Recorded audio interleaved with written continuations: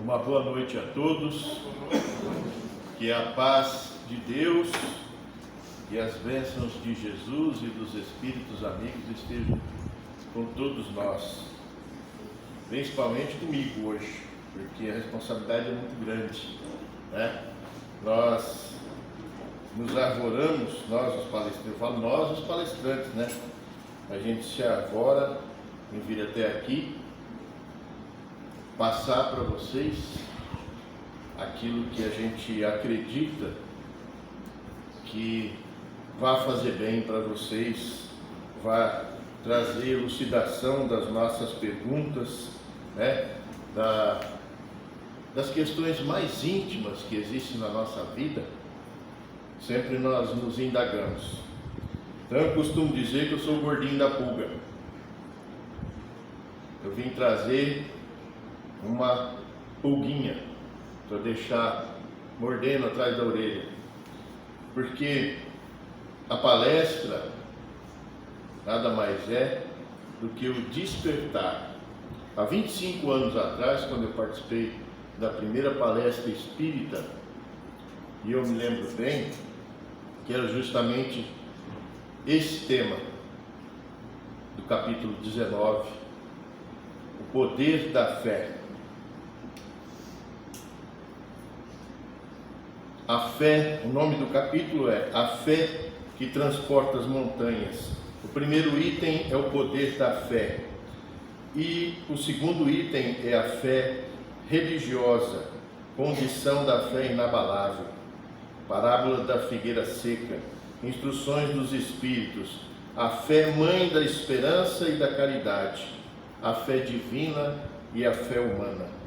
E esse primeiro item, por si só, ele engloba muitas e muitas questões importantíssimas para nós que somos, nos declaramos, pensamos e vivemos o Espiritismo, né? É isso que nós viemos fazer aqui, é isso que nós buscamos numa casa espírita, e é isso que nós procuramos entender. E eu pergunto para vocês, todos aqui, todos que estão aqui hoje, sabem o que é a fé?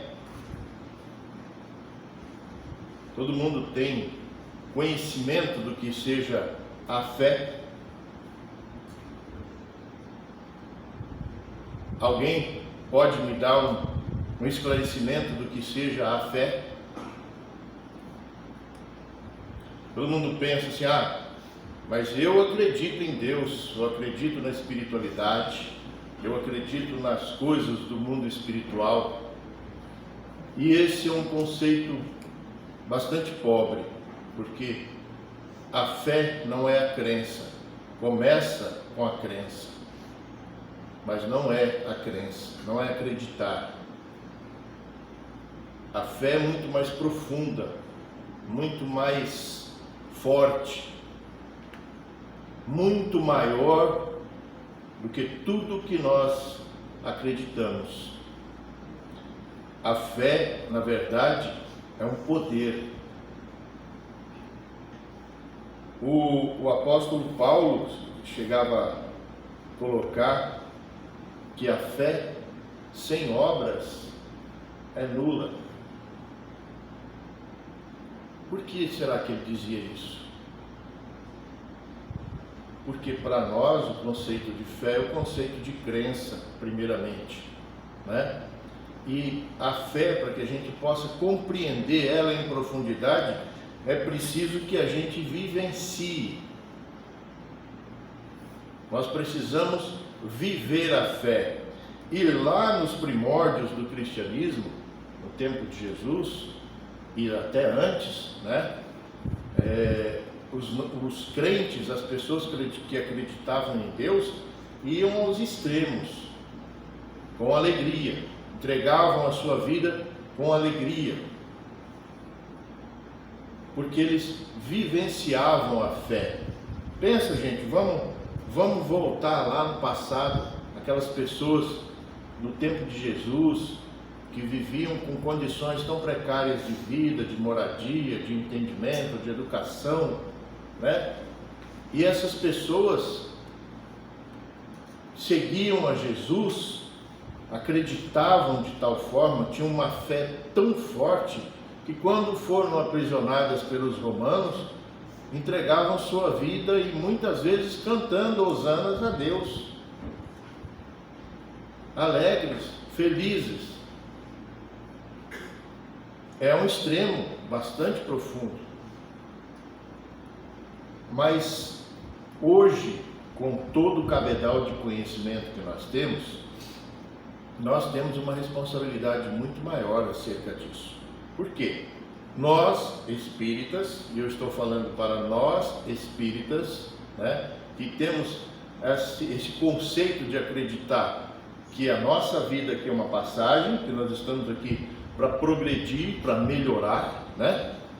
E muitas vezes nós não nos damos conta dessa questão da fé, essa alegria de ter fé.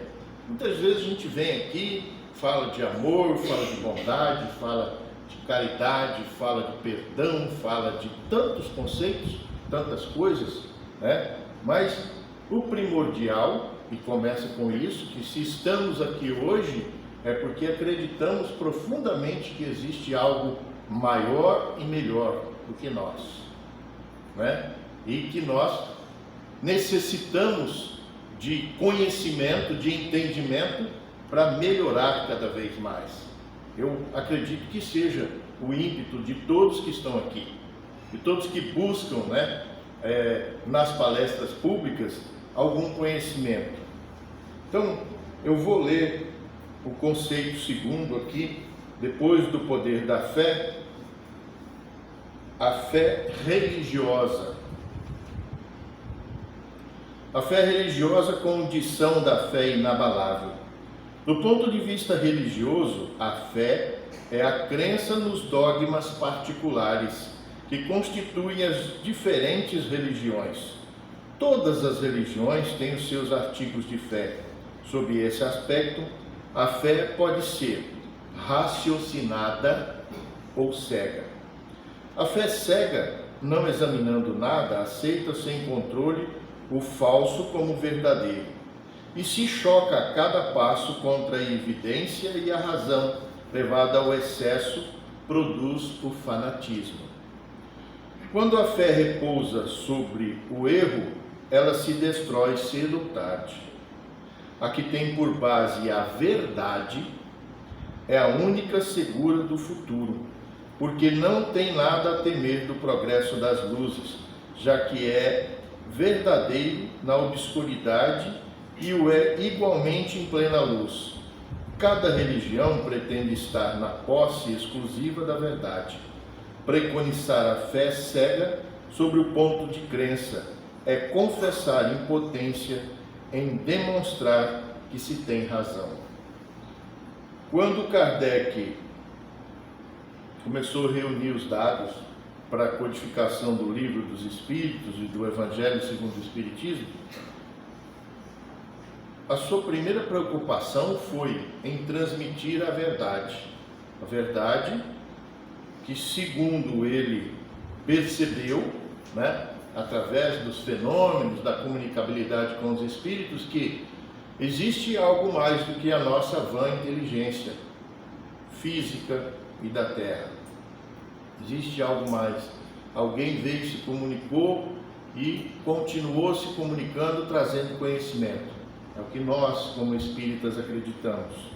Então, isso é uma análise científica dos fatos. Aconteceram fatos que levaram a esse conhecimento.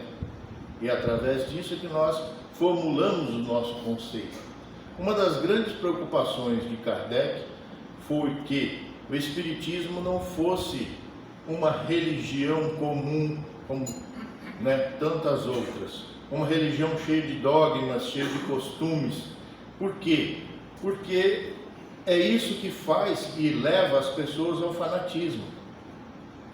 Muitos rituais, muitos paranauês, enfim, leva ao quê? Ao fanatismo.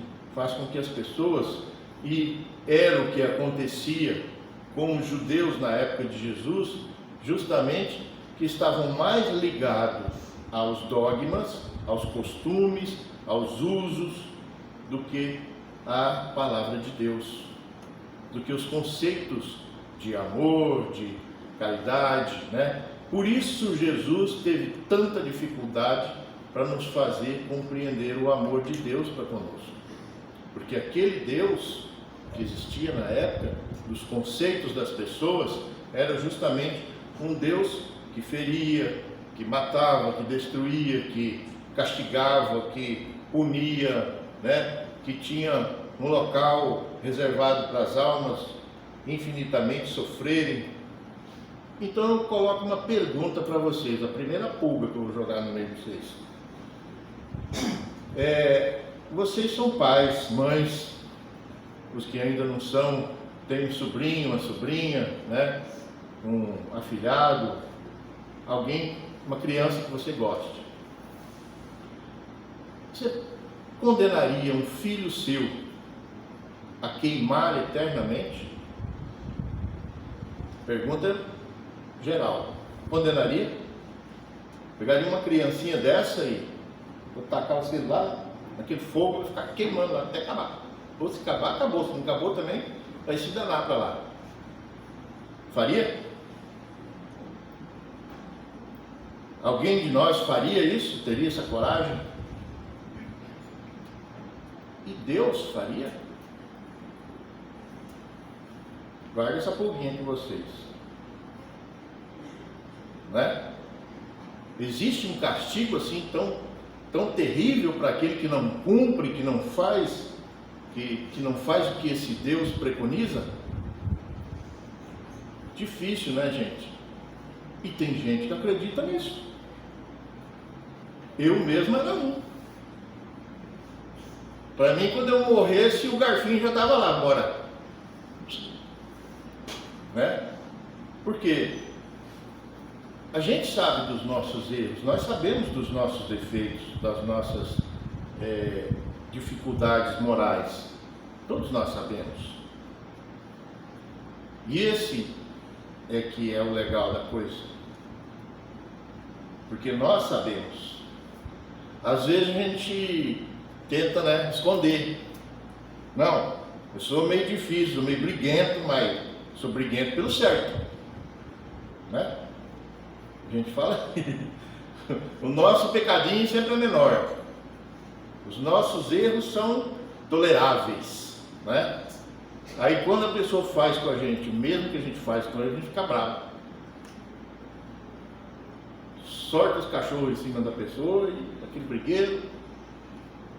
Mas se você for analisar, fizeram com você o mesmo que você faz. E essa é uma lei divina, ação e reação. O próprio Jesus não dizia, a semeadura é livre, mas a colheita é obrigatória. Você semeou, você vai colher. Não é que tem um Deus lá que fica castigando com um livrão de capa preta, anotando tudo que você faz de errado. Ninguém está atrás de você para cobrar isso aí. Fica aqui, fica na nossa consciência. A gente sabe. Muitas, e na grande maioria das vezes, nós não admitimos, mas a gente sabe que errou. Né? Mas vamos voltar para a fé. Uma questão que eu quero chamar a atenção, porque é bastante atual, essa questão do fanatismo. O que a gente mais vê no mundo hoje em dia? O que a gente mais observa? Lá nas profundezas daqueles atentados, daqueles horrores, o que é que está lá atrás? É o fanatismo religioso. São pessoas brigando, já nem sabem mais exatamente disso, mas tudo se iniciou por uma guerra, uma luta religiosa. Cada um querendo que o seu Deus seja maior e tenha dominação do mundo. E eu tenho certeza, pelo Deus que eu aprendi a conhecer nos dias de hoje, que Deus não quer dominar o mundo. dessa forma. Deus quer que a sua beleza, o seu resplendor, nasça do coração dos homens, através das suas atitudes amorosas para com o seu próximo, para com o seu irmão. Que essa seja a verdadeira luta. A luta que nós travamos interna, dentro de nós, para fazer com que nós temos de melhor resplandeça, que é o amor de Deus. Então, quando nós nos arvoramos, crendo que estamos certos, porque a minha religião é melhor, porque, muitas vezes a gente chega num companheiro que está meio triste, meio combalido ali, a gente, vão lá na casa espírita, lá é tão bom, lá vai resolver seu problema. Nem sempre. Sérgio, que é isso? Não vai trazer a pessoa aqui? Nem sempre. O que é bom para mim vai ser bom para os outros.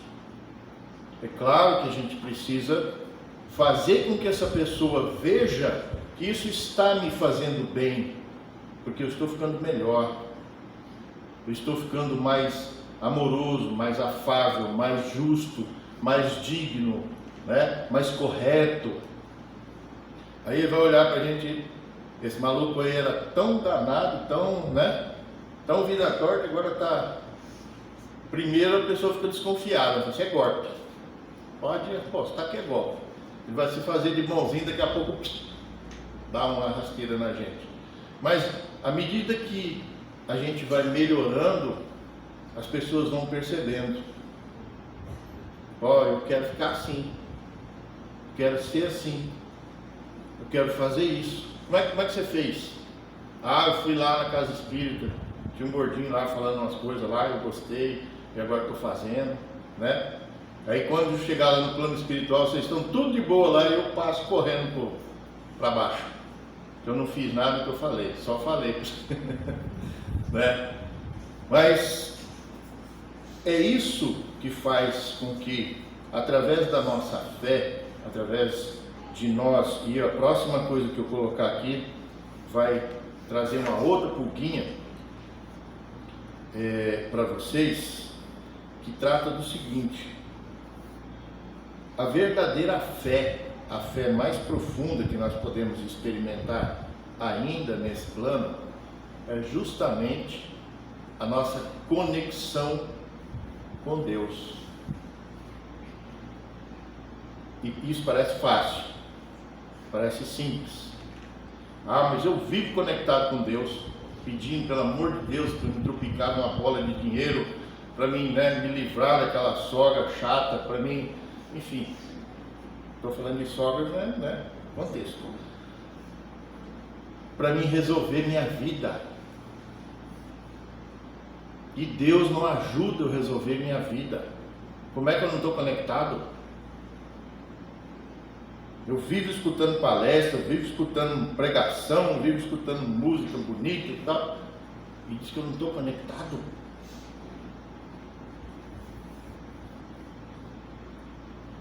Essa conexão, meus irmãos, e dificilmente eu vou conseguir explicar, é aquela conexão profunda que você tem com Deus, na certeza de que Ele existe, de que Ele nos criou e que Ele nos quer feliz, como diz a música.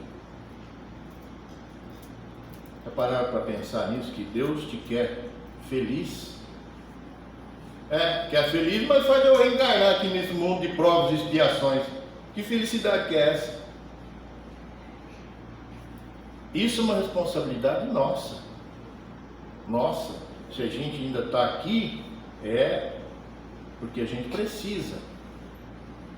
É igual o pai, a mãe que educa o filho certinho, corretinho, que não dá para ele tudo o que ele quer, que dá aquilo que ele precisa. O pai e a mãe que amam os seus filhos oferece para os filhos a oportunidade daquilo que eles precisam, não daquilo que eles querem.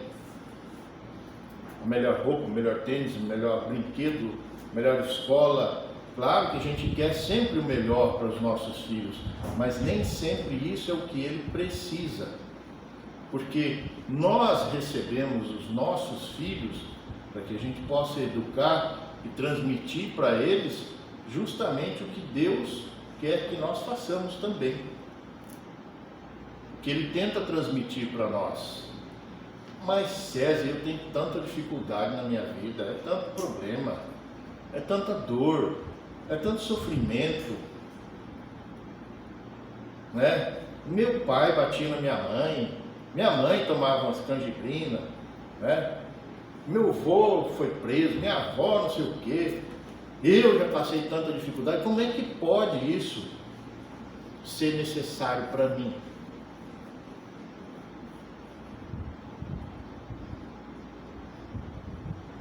A fé sem obras, né? E aí que vem a nossa responsabilidade, porque até que ponto a gente parou de pensar nos problemas e começou a pensar nas soluções?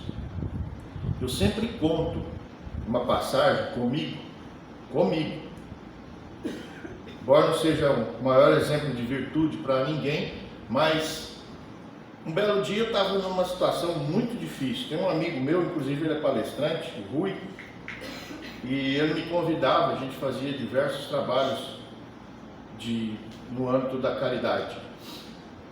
Me convidou para ir levar umas coisas numa comunidade de gente que estava com problema de comida, né? Levar. Eu falei, mas Rui, cara, eu estou numa situação que não dá nem para caminhar. Meu carro está tudo vale pago, tem gasolina. Estou numa situação difícil, um monte de dívida, e como é que eu vou, cara? Não tem nem como chegar na tua casa. Não, eu passei para te pegar. Mas eu ia ser usado de burro de carga para carregar aquelas cestas, aquelas comidas, aquelas coisas, as caixas, tudo, né? Tudo bem, vamos lá. E eu, todo preocupado com as minhas dificuldades, com os meus problemas. Rapaz, ainda tem que cuidar da vida dos outros. Brabo. Quando nós chegamos lá, gente, não era cesta básica, era uma xanguinha, meia dúzia de pacotinho de coisa ali dentro. Algumas coisas a gente partiu pela metade, o que era 1 quilo a gente fez meio para poder dar um pouquinho para cada um. Era coisa para comida para um dia, 2, 3 no máximo, tá? Porque os nossos recursos também eram poucos e as pessoas que ajudavam, todo mundo bem humilde. Nós chegamos na casa de um senhor, numa cadeira de rodas, sem as 2 pernas, todo cheio de feridas. Tinha mais ou menos umas 7 ou 8 crianças na casa desse senhor, que ele cuidava, que segundo ele eram os netos dele.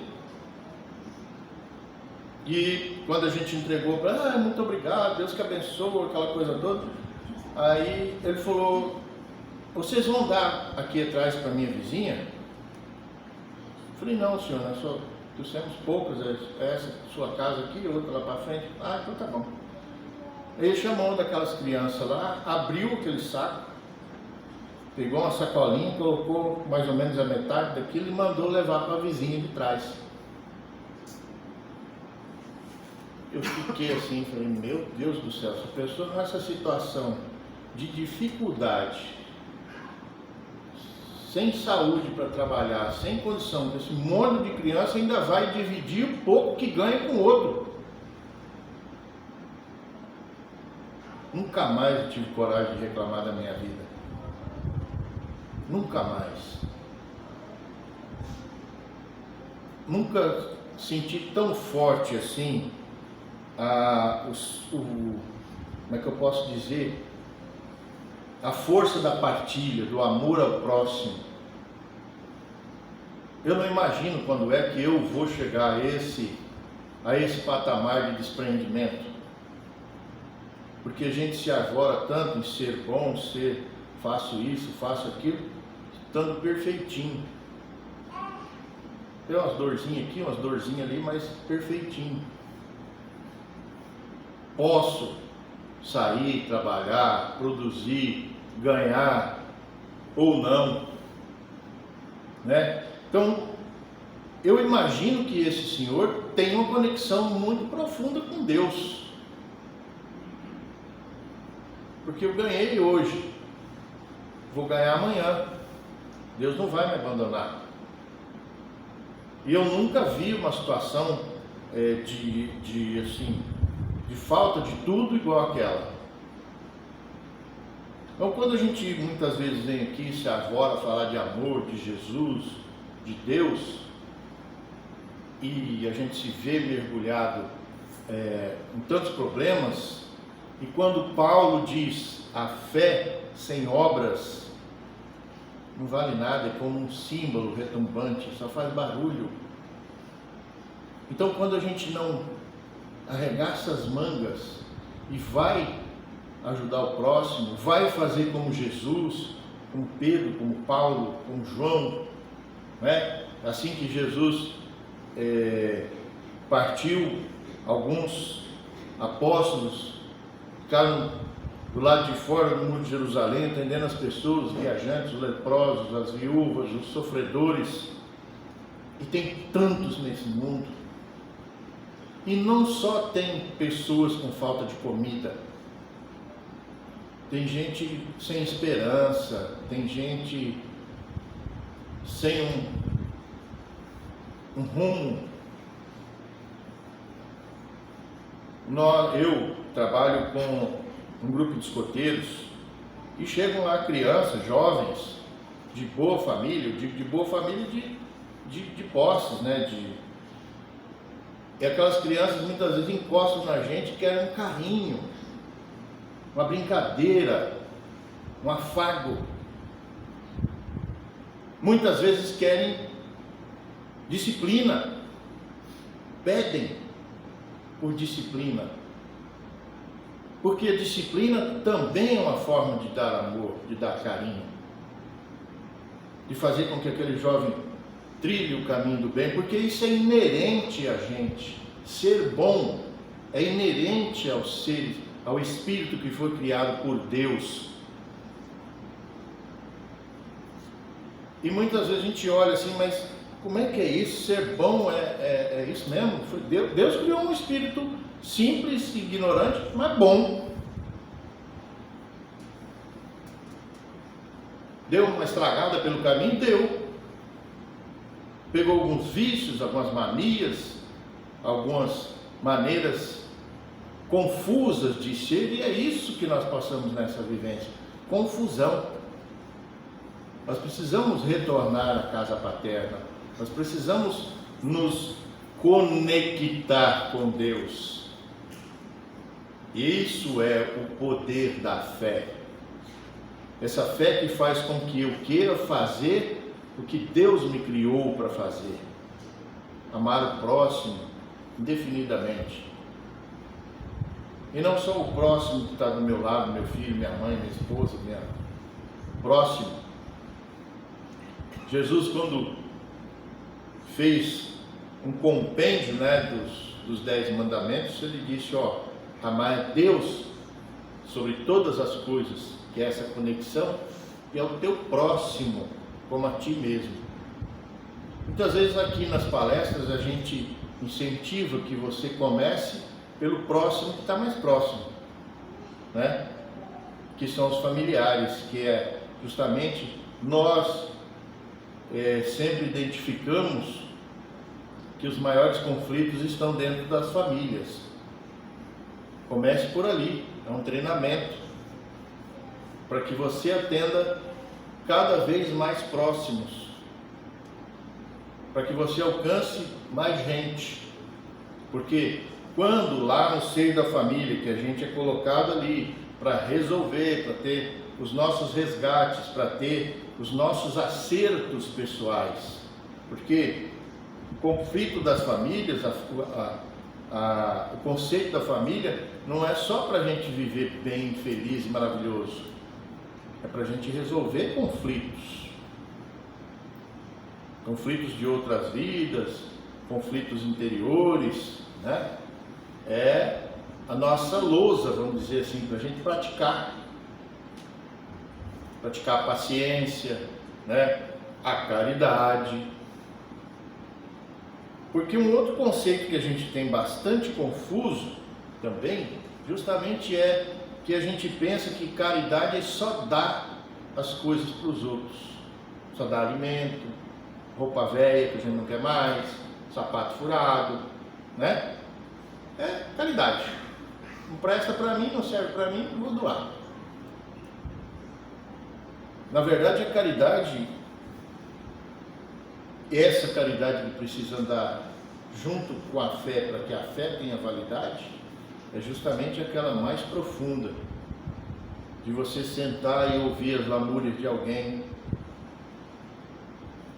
né? De você tentar ajudar um jovem a se desenvolver na vida, de você trazer um consolo, uma palavra amiga no momento de dificuldade, é você emprestar um dinheirinho sabendo que você não vai receber de volta. Tem tudo isso, né? Nessa vida, nesse momento da nossa reencarnação, tudo que a gente puder somar de bom e de bem para nós, que o próprio Jesus deixou essa recomendação, né? Um ato de amor encobre uma multidão de pecados. Eu vou ter que fazer ato de amor até umas 3 encarnações para frente. Mas ajuda. Vai fazendo com que você possa ir exercitando essa questão do amor sem fim, que Deus nos criou para que a gente faça, para que a gente traga para esse mundo. Mas aí a gente traz tanto sofrimento para os nossos pais, pelos erros que a gente comete, a gente traz sofrimento para as pessoas com quem a gente se relaciona, porque é meio difícil, eu sou assim mesmo e pronto, acabou, né? Foi assim que Deus me fez. A gente se arvora e diz, foi assim que Deus me fez, então me aguenta quem quiser, né? Aí eu boto a culpa de Deus. Foi assim que Ele me fez, nasci desse jeitinho, quer, não quer, passa. Porque nós sempre colocamos a responsabilidade das nossas dificuldades morais nos outros. Eu sou assim porque eu sofri demais, judiar demais de mim, tá louco, aconteceu isso. Aí a gente começa aquele rosário de problema, né? Um rosário, a gente tem umas listas de problemas na vida assim que não acaba mais nunca. E um dia, foi até legal isso aí, eu estava participando de um curso de formação de vendedores e o cara pediu para a gente relacionar as melhores coisas que a gente já viveu na vida e as piores. As minhas piores deu quase um caderno cheio, as melhores deu 2, 3 risquinhos. E aí depois, mais para frente, eu refleti e disse, puxa vida, por que a gente esquece do que a gente vive de bom? E a gente guarda cada dor que a gente passou. A gente guarda aquilo com um carinho tão grande, né? Ah, eu sofri tanto, meu Deus. Vocês estão rindo, né? Mas é verdade. Eu sofri tanto, Jesus me acorde. Por que aconteceu isso, aconteceu aquilo, né? Mas o que a gente passou de bom, dificilmente a gente lembra. O que eu relacionei lá, que eu vivi de bom? O nascimento dos meus filhos, foi maravilhoso, claro, inesquecível, né? Aí eu ia falar, o primeiro casamento, não, mas aquela doida me largou, não foi bom. Mas o momento da festa, a alegria foi bacana. Mas a gente sempre associa os erros dos outros, esquece os nossos. Me largou por quê? Porque era briguento, chato, crenqueiro, né? A gente nunca conta o que a gente faz de errado. Nunca associa isso àquela dificuldade que a gente passou. Porque sempre, tudo na nossa vida, nós temos responsabilidade, sim. Nós temos. hoje ou ontem, em algum momento da nossa vida, a gente criou, a gente fez aquela semeadura, né? Sei que tudo que a gente passa aqui nessa vida é bastante difícil, porque nós estamos num mundo de provas e expiações. Precisamos passar por esse momento. E o Livro dos Espíritos, toda a literatura do Pentateuco de Kardec nos ensina, nos dá os meandros de nós compreendermos isso e melhorarmos a nossa vivência aqui. A gente precisa, né, estar com essa pulguinha atrás da orelha e ir atrás desse conhecimento. Não basta só vir aqui e sentir as impressões do que eu e outros palestrantes temos. Essa é a nossa impressão. São as coisas que eu percebo e sou atrevido que eu venho aqui falar para vocês. Percebo isso aqui e passo para vocês. Essa é a minha impressão. O que a gente no Espiritismo precisa aprender a fazer é elaborar perguntas, porque desse jeito que todos os descobrimentos desse plano físico aqui, dessa humanidade, se deram, através de perguntas, através de indagações. Se Kardec não se preocupa em saber por que aquelas mesas estavam pairando no ar, não tinha nada disso. Mas ele falou, escuta, está acontecendo um treco lá. O que é isso? Mesa pululando no ar? Ué, tem que ter alguma razão. Tem que ter algum acontecimento por trás disso. Chegou lá e começou, a partir daquele conhecimento, daquela pergunta, daquela indagação, a perceber o que acontecia. Escuta, tem uma inteligência acima disso. Eu preciso descobrir, eu preciso falar com essa inteligência, né? Tem um Deus que me criou, eu preciso falar com esse Deus. Preciso bater um papo com ele, descobrir o que ele quer de mim. Por que ele me criou? Por que ele elaborou esse plano de vivência aqui, onde eu estou? É isso que faz com que a gente cresça, que a gente faça perguntas para si. Por que eu estou aqui, nessa vida, nesse momento, nesse instante, recebendo todas as informações que eu estou recebendo? Daí vou sair daqui, chegar lá em casa, sentar na frente da TV e tudo bem, vida que segue. Eu já fui lá, já cumpri minha obrigação, fui na casa espírita, fui na missa, fui no culto, já conversei com Deus, pronto, acabou. Mas o poder da fé é uma coisa muito mais profunda. É você tomar conhecimento desse Deus, que Ele existe, que Ele é uma presença inerente na sua vida, que Ele te criou, que Ele te colocou para se desenvolver nesse plano, e você tem uma responsabilidade para com Ele. Assim como nós temos com os nossos pais, assim como nossos pais têm conosco e com os nossos filhos. É uma rede de crescimento inesgotável e infinita. É isso que eu penso que Kardec, o bom senso encarnado, tentou nos transmitir através de todas essas obras e depois tantas outras que se abriram as portas do mundo espiritual para a gente e vieram trazer tanto conhecimento. E eu tenho certeza que nem o maior de todos os que já estiveram aqui na Terra chegaram a mais que 10, 15% desse conhecimento.